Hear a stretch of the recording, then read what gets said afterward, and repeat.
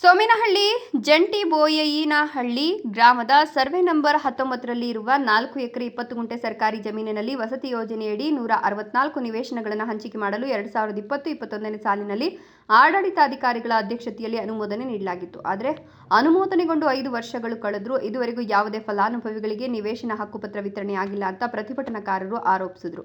ನಿವೇಶನಕ್ಕಾಗಿ ಅರ್ಜಿ ಸಲ್ಲಿಸಿರುವ ನೂರಾರು ಗ್ರಾಮಸ್ಥರು 2020-21ನೇ ಸಾಲಿನಲ್ಲಿ ಅನುಮೋದನೆಗೊಂಡ ಫಲಾನುಭವಿಗಳ ಪಟ್ಟಿಯನ್ನು ಅದೇ ಸಾಲಿನ ಸ್ಥಿತಿಗತಿಗಳಿಗನುಗುಣವಾಗಿ ಪರಿಗಣಿಸಿ ತಕ್ಷಣ ಪ್ರಕಟಿಸಬೇಕು ಅಂತ ಆಗ್ರಹಿಸಿದರು.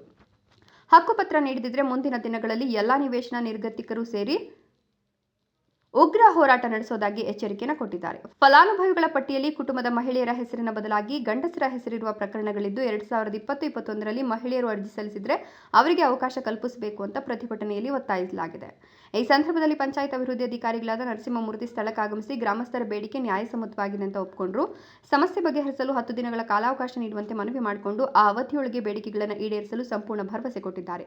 ಜೊತೆಗೆ ಗ್ರಾಮ ಪಂಚಾಯತಿಗೆ ಬಾಕಿ ಇರುವ ಕಂದಾಯಗಳನ್ನು ಗ್ರಾಮಸ್ಥರು ಸಲ್ಲಿಸಬೇಕು ಅಂತ ತಿಳಿಸಿದರು. ಪಿಡಿಒ ಭರವಸೆ ನಂತರ ಪ್ರತಿಭಟನಾಕಾರರು ಪ್ರತಿಭಟನೆ ಕೈಬಿಟ್ಟರು. 21ನೇ ಸಾಲಿನಲ್ಲಿ ಸ್ಥಿತಿಗತಿ ಏನಿತ್ತೋ ಅದರ ಅನುಗುಣವಾಗಿ ಇವರಿಗೆ ಅವಕಾಶ ಕಲ್ಪಿಸಬೇಕಾಗಿ ನಾವು ಬೇಡಿಕೆ ಇಡ್ತಾ ಇದ್ದೀವಿ.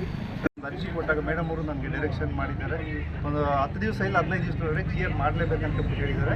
ಈಗ ಅದಕ್ಕೂ ಕೂಡ ನಮ್ಮ ಕಮಿಟಿ ಇರ್ಬೋದು, ನಾವಿರ್ಬೋದು ಸಿದ್ಧರಾಗಿದ್ದೀವಿ. ಬಂದಾಗ ಸ್ವಲ್ಪ ಡಾಕ್ಯುಮೆಂಟ್ಸ್ನ ನಮ್ಮ ಸಿಬ್ಬಂದಿ ಬರ್ತಾರೆ.